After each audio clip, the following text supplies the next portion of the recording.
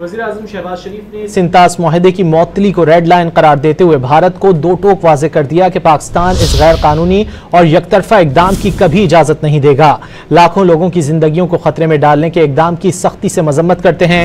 पाकिस्तान अपने हिस्से के पानी पर कोई समझौता नहीं करेगा। Issue therefore is deeply concerning and has a matter of personal importance. Excellencies, glaciers contribute nearly half of the annual flow in the Indus River system, the lifeline of our civilization, culture and economy. We are now witnessing an alarming new law, the weaponization of water.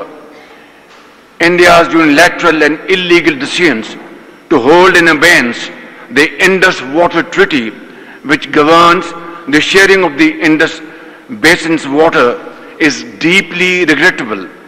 Millions of lives must not be held hostage of narrow political gains, and Pakistan will not allow this, never will not allow the red line to be crossed.